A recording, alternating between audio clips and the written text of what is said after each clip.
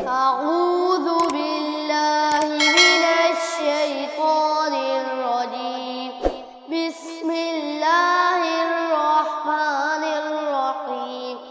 سبح اسم ربك الأعلى الذي خلق فسوى والذي قدر فهدى والذي أخرج المرعى فجعله غثاء أحوى.